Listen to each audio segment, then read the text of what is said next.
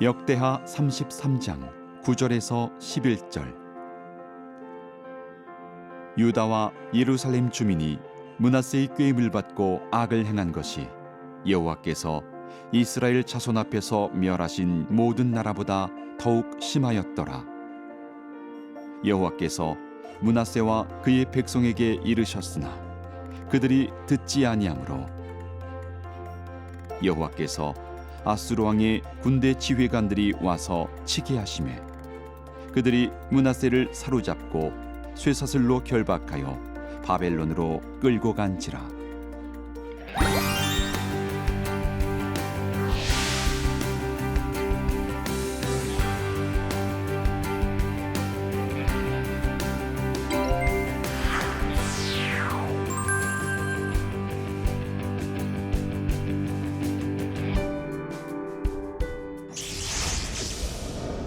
안녕하세요. 아름드리 교회 이재천 목사입니다. 역대하 이제 강해 시리즈 10번째입니다. 오늘은 다윗처럼 아주 훌륭하게 살다 간 왕 우리 히스기야에 대해서 같이 알아보겠습니다.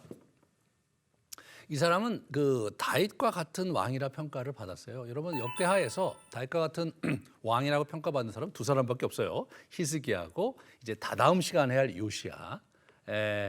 그런 사람이 바로 이분이신데, 이 히스기야의 훌륭한 면모를 우리가 잘 한번 뭐가 그렇게 잘했길래 다윗과 같은 그런 평가를 받았나 한번 우리가 잘 보시면서 따라오시면 좋고요. 그다음에 그 히스기야가 자기 한계 속에서 이 역대기 저자가 우리에게 주고자 했던 그러한 교훈이 뭐였는가? 왜 역대기 저자는 또 뭘 초점을 맞춰서 히스기야의 삶을 조명하려고 하는가? 그것을 잘 쫓아오시면 아주 잘 따라오실 수 있습니다. 이분이 25세 때 왕이 됐을 때 나라는 완전히 만시창이가 됐습니다. 검은 마음의 사람 아버지 아하스가 철저하게 하나님을 거역함으로 말미암아서 하나님이 신명기에 있는 말씀대로 철저하게 이제 나라를 파괴하셨습니다. 첫 번째로 우리가 이제 살펴봐야 될 것은 세 차례 포로예요. 여러분, 이스라엘 왕 중에서 남왕국 왕 중에서 자기 당대에 세 차례나 포로로 잡혀간 일은 사실은 처음 있는 일입니다. 이게 대단한 거예요. 그러니까 이 얼마나 그 백성들이 힘들었겠어요. 아람 왕한테 잡혀갔죠. 그 다음에 베가 왕, 북이스라엘 왕에게 잡혀갔죠. 또 에돔 왕이 잡혀갔죠. 세 차례나 잡혀갔어요. 그러면 전쟁이 일어나서 사람도 많이 죽잖아요. 이거 뭐냐면 여러 차례 전쟁으로 수많은 사람이 죽었거든요. 살아남은 사람 중에 괜찮은 사람 다 데려간 거예요. 그러면 나라에 남은 사람이 얼마나 됐을까? 이런 생각을 우리 해볼 수 있죠. 아마 인구 숫자가 거의 반으로 줄었을지 몰라요. 그다음에 국토도 손실됐어요. 국토도. 그래서 어떻게 됩니까? 블레셋 침략의 유다 평지와 남방 성읍들을 차지했고, 또 지난 시간 말씀드렸듯이 아람 왕이 또 엘랏 항구도 차지했고, 그러니까 경제적으로 그나마 무역을 통해서 여러 가지 물자를 조달할 수 있는 모든 그런 저기가 막힌 거예요. 마치 북한처럼요. 막 사방에 우겨싸움을 당해서 어떻게 해볼 도리가 없는 그런 형태로 완전히 코너에 몰린 게 아하스 왕 때였습니다. 그다음에 그나마 남아있는 재물 수탈을 당하죠. 그래서 그냥 와서 아수르 왕에게 그냥 다 뺏겨요. 마지막에 보면 왕궁과 방백들에 있는 집의 재물도 다 뺏깁니다. 여러분, 고대 사회에 이 귀족들이 갖고 있었던 부는 엄청난 거예요. 그런데 이제 뺏겨도 그들이 마지막까지 주지 않는 게 자기 집에 있는 재물 아니겠습니까? 그것까지 탈탈 털렸습니다. 그러므로 사실은 우리가 미루어 짐작컨대 이 남유다의 경제 환경은 아주 굉장히 핍절했을 것 같아요. 그러니까 그 이전에 아하스 이전 시대에 요담이라든가 그다음에 우시아 왕 시절에 있는 요즘 얘기로 하면 국가 생산량인 GDP가 제가 볼 때는 거의 10분의 1 또는 그 이상으로 완전히 줄어들었고, 인구도 엄청나게 줄어들었고요.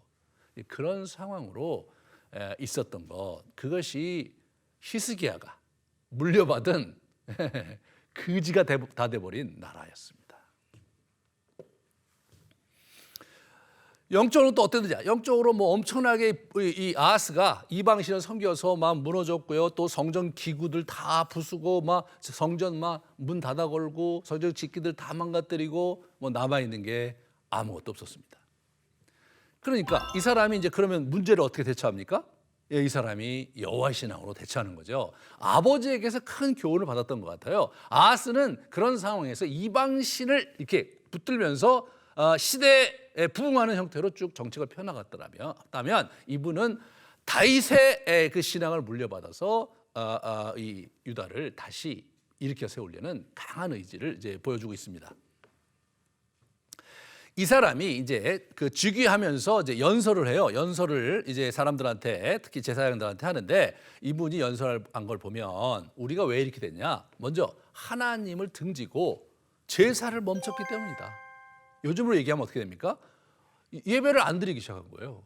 하나님을 등지고, 하나님과 하나님의 뜻과 거부하는 행동을 하면서 이 예배를 잘 안 드린 거예요. 그래서 여기 보시면 얼굴을 돌려 여호와의 성소를 등졌다. 하나님이 내버려두사 두려움과 놀람과 비웃음거리가 되게 했고, 그러면서 우리의 자녀와 아내들은 사로잡혀가지 않았느냐. 여러분 3차례나 사로잡혔으니까 이게 장정을 데려간 게 아니라 아이까지 다 데려갔으니까 나라의 미래가 없는 거 아니에요. 그다음에 그래서 나는 어떻게 하려고 하느냐. 여호와와 더불어 언약을 세워 그 맹렬한 노를 우리에게서 떠나게 내가 하기를 원한다. 여러분 혹시 여러분의 그 가정사라든가 여러분의 개인사에 있어서 쫄딱 망했다. 아무것도 남은 게 없다. 미래에 대한 소망이 없다. 그런 분들 계십니까? 히스기야가 답입니다. 아무것도 없는 나라예요.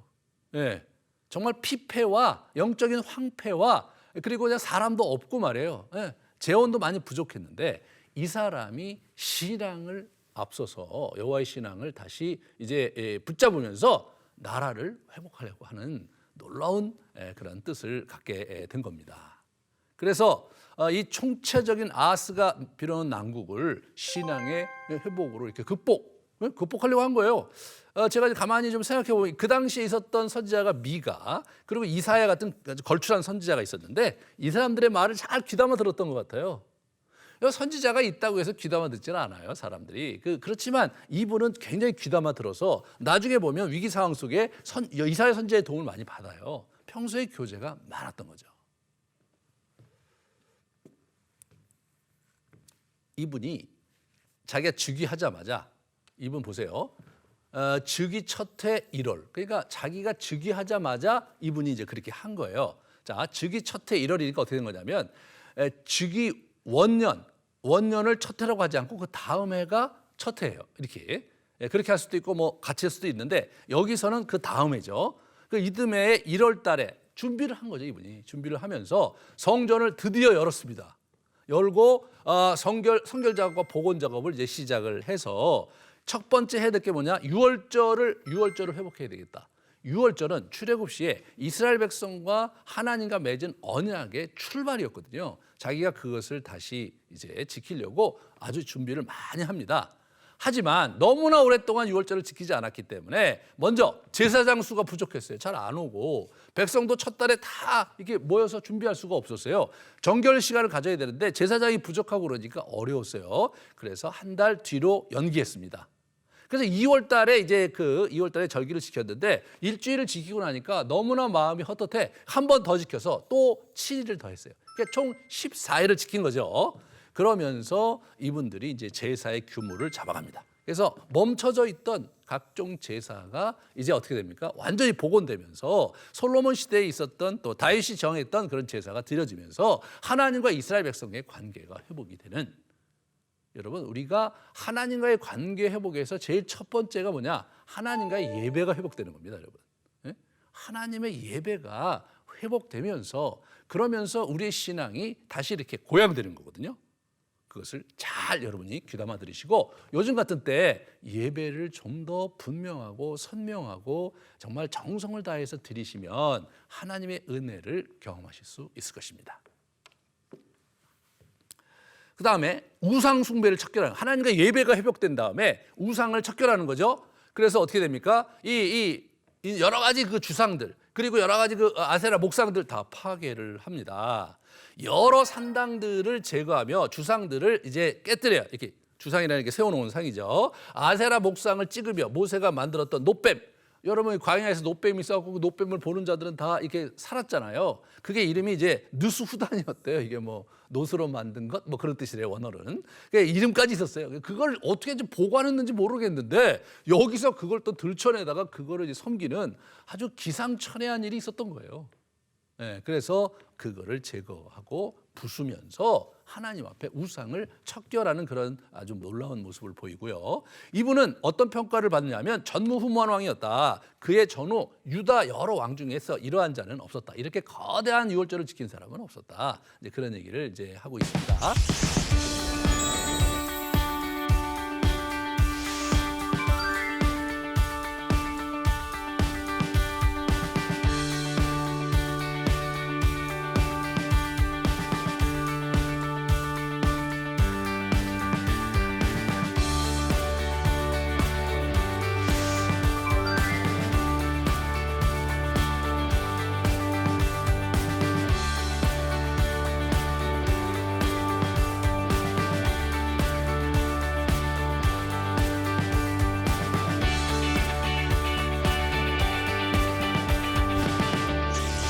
이 사람이 이제 그런 내부적으로는 그런 식으로 이제 정리를 하고 국제 정치 역동과 이제 이 그런 상황에 있어서 어떻게 외교적인 대처를 하는가를 보면 처음에 이 사람이 겪고 있었던 초기에 집권 초기에 어떤 일을 겪냐면 집권 4년 차와 6년 차에 아수르 제국이 북왕국을 이제 점령하는 장면을 보게 돼요.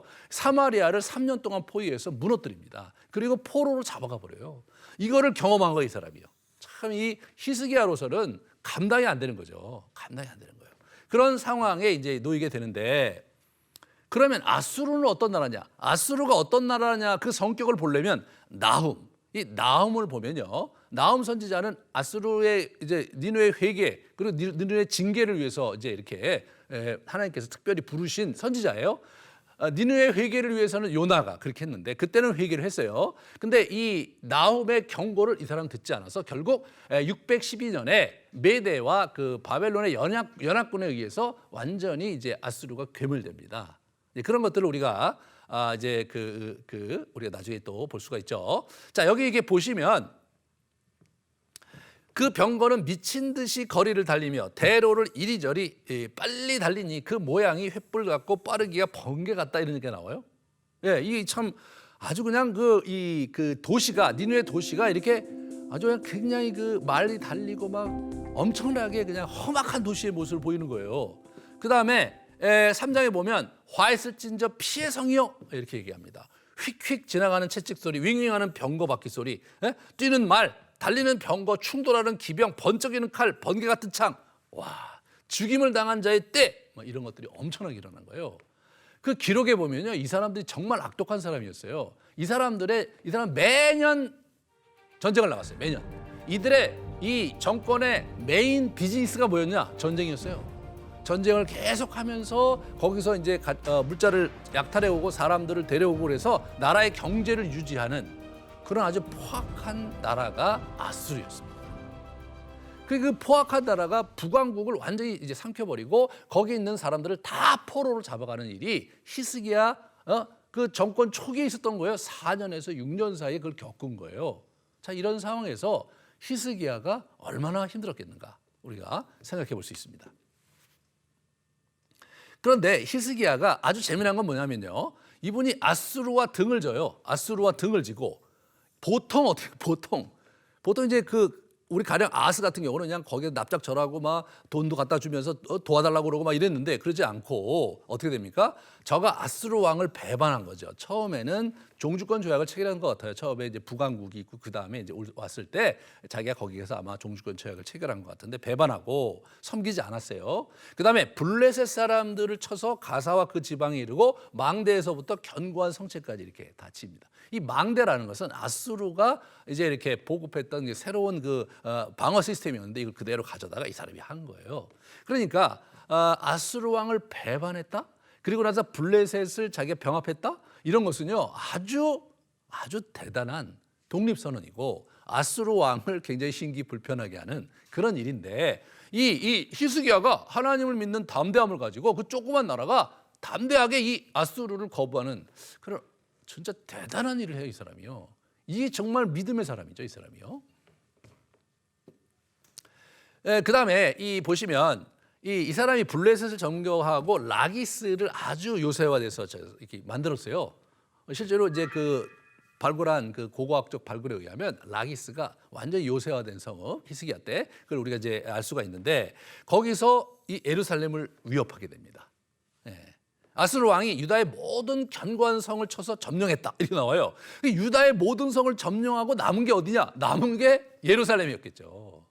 진짜 절대절명의 위기로 치닫는 겁니다. 이런 상황에서 히스기야가 어떻게 합니까? 그 라기스를 공격하고 있을 때 어떻게 되냐면 성전의 왕궁에 은과 금을 주고 평화 협상을 이제 해요. 이 사람이 실패합니다. 실패해요. 그래서 사람을 이제 라기스로 보낸 거예요. 뭐 다 점령당했으니까 이제 끝장이 난 거죠. 항복하려고 하는 거죠.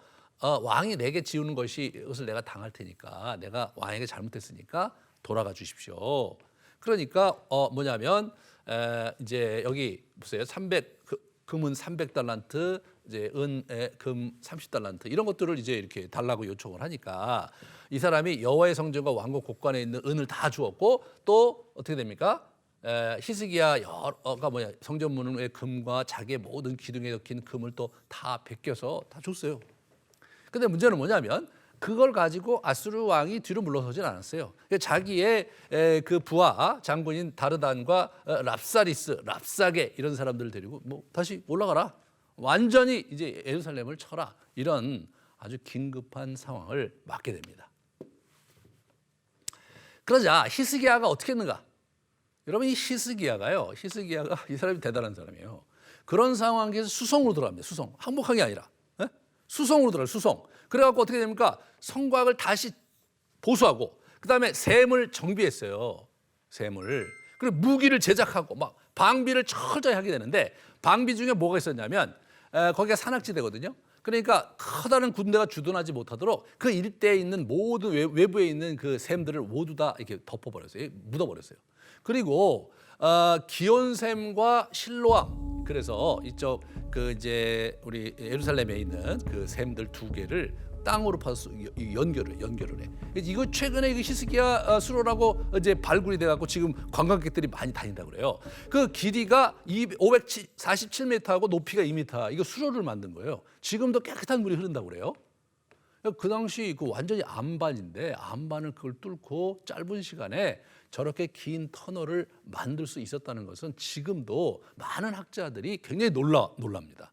이 사람이 그런 일을 해요. 이 사람이 그런 상황에서 히스기야 수로가 있으니까 이게 언덕에 있거든요. 이 예루살렘이. 물이 되게 중요한데 장기적으로 수성을 하려면 물이 필요하니까 그걸 만들어 놓은 거예요. 그다음에 외교적으로는 애굽 왕과의 동맹을 이 사람이 하면서 이제 아수르를 이렇게 견제를 합니다. 이게 보시면 내가 너를 위하여 저 상한 갈 때 지팡이 애굽을 의뢰하느냐 뭐 이런 식으로 빈정거려요. 우리 그 아수르 왕이. 그다음에 어떻게 됩니까? 아수르 왕은 구수왕 디르하라가 당신과 싸우고자 나왔다함을 들었다. 이제 이런 얘기를 하는 거예요. 이 구스가 그 당시 이제 이집트와 같이 연이어 있었던 나라인데 아마 구스가 이집트를 점령하고 있었는지 그거는 불확실한데 아무튼 구스도 대단한 군대거든요. 지금의 이디오피아라고 그래요. 학자들에 의하면. 그 온 거예요. 구체적으로 군대를 동원해서 온 거예요. 그러니까 이 히스기야가 나름대로 자기가 할 수 있는 모든 힘을 동원해서 막 전략적인 대처를 하고 있잖아요. 방비도 하고 막 샘도 파고 전쟁 무기도 만들고 외교적으로 막 애굽을 동원하고 또 이제 여기 보시면 구스도 동원하고 이제 그런 일들을 우리가 보게 됩니다. 뿐만 아니라 그러한 일에 있어서 히스기야가 했던 놀라운 일이 기도였습니다. 항복 요구와 사내 미립의 이제 모욕적인 편지를 들었어요. 근데 거기서 이 사람이 무너지기보다는 거기서 기도를 합니다. 이 사람이 기도를 하는데 이사야 선지자와 함께 이게 기도로 이걸 대처를 해요. 이분이 정말 이사야의 도움을 받습니다. 그렇게 해갖고 하나님께 나아가는데 그의 이제 기도 내용을 보면 전쟁은 그 여호와의 것이다라는 그 분명한 자기 신앙을 고백해요. 그 신명기에 있는 신앙이잖아요. 전쟁은 여호와께 속한 것이다. 여호와께서 우리를 도우시면 우리는 살 수 있다. 그 믿음을 가지고 수송을 하는 거예요. 수송을. 대단한 겁니다, 여러분. 그런 면에서 이 히스기야가 가졌던 신앙은 어떻게 보면 비현실적일 수 있어요. 비현실적일 수 있어요. 하지만 히스기야의 그 하나님 나라의 그 언약, 하나님과 언약을 붙들고 그 근거 있는 믿음을 가지고 이렇게 하나님께 나아갔을 때 놀라운 일이 벌어지는 거죠. 그러자 이 하나님께서 이사야를 통해서 응답을 하세요. 사내립을 물리치겠다는 약속을 주십니다. 이게 물리치겠다고 그러세요. 그날 밤에 어떻게 됩니까? 천사를 보내갖고 천사를 보내서 아수르 장수와 군사 18만 천명을 그냥 죽어요. 왜 죽었는지 모르겠어요. 죽었어요. 아침에 일어나니까 이 아수르 왕이 딱 일어나니까 다 죽어요. 이 사람이 그냥 열심히 도망갑니다. 자기 본국으로 도망갔어요. 도망가갖고 좀 더 살았거든요. 더 살았는데 결국 나중에 어떻게 죽냐면 자기 아들들에게 살해돼서 죽어요. 참 이 사람이 결국 말년이 이후에 비참하게 이제 죽는 걸 보게 돼요. 그런 면에서 여러분 엄청난 군대가 당시에 초강대국에 있는 엄청난 군대가 와서 예루살렘을 우겨싸고 막 가만두지 않겠다고 하는데 그 상황에서 믿음으로 지켜냈을 때 하나님께서 히스기야를 구출하는. 그 히스기야의 명망이 쫙 올라가는 거예요, 이 사람이요. 굉장히 유명해져 이 사람이. 그래서 어떻게 됩니까? 이제 사람들이 어떻게 돼요? 사람들이 예물을 여호와 하나님과 왕께 바쳐갖고 히스기야를 존귀하게 막 지켜세워요. 존귀하게. 그 부와 영광을 어떻게 되냐면 지극히 누렸다. 극하게 누렸다 이렇게 표현 나와요. 재미난 것은 모든 일에 형통해. 야, 참 그 와중에 모든 일에 형통하고 백성들의 존경과 사랑을 받습니다. 이 사람은 어떻게 됩니까? 다윗 자손의 묘실 중에 높은 곳에 안치해요. 그러니까 우리 아까 우리 이전에 먼저 번 회수에 보면 저 아하스 같은 경우는 아예 그냥 이 다윗 왕가의 묘실에다 안 하거든요. 아예 집어넣지도 않는데 이 히스기야는 그 다윗 왕가의 묘실 중에 가장 높은 곳에 배치하면서 백성들이 이 사람을 이렇게 존중하고 영광을 돌리는 그런 사람이 히스기야였습니다. 그런데 히스기야가 그렇다고 완벽한 사람이냐? 절대로 그렇지 않았어요. 이 역대기 저자는 히스기야가 갖고 있어서 한계도 우리에게 들려줍니다. 첫 번째 뭐냐면 이 전략적 요새였던 그 라기스를 공략했을 때 그 사람에게 은과 금을 주며 평화 협상을 하는 거예요. 이게 하나님 굉장히 원하지 않는 거거든요. 이 사람이 이런 잘못을 범했어요. 근데 재미난 것은 여러분 그런 상황에서 하나님이 거기에 대해서 노 코멘트 하세요. 이런 게 너무 재밌는 거예요. 분명히 이 사람이 잘못한 건데 이 더 잘못한 건 뭐냐? 애굽 왕과의 동맹으로 상황을 대처했어요. 이것도 사실은 문제거든요. 이게 애굽을 섬기면 애굽을 의지하면 안 되고 하나님을 의지해야 되는데 이 사람이 어떻게 돼요? 하나님도 의지하고 애굽도 의지한 꼴이 돼버린 거 아니에요. 그런데 이 부분에서 성경이 노 코멘트합니다. 잘 한번 생각해 보세요. 결국 그러다 보니까 어떻게 됩니까? 이 사람이 교만해. 그래서 그의 받은 은혜를 보답하지 않아. 이러한 잘못임에도 불구하고 하나님께서 우리 아수르로부터 이스라엘 이렇게 구출해 주셨잖아요.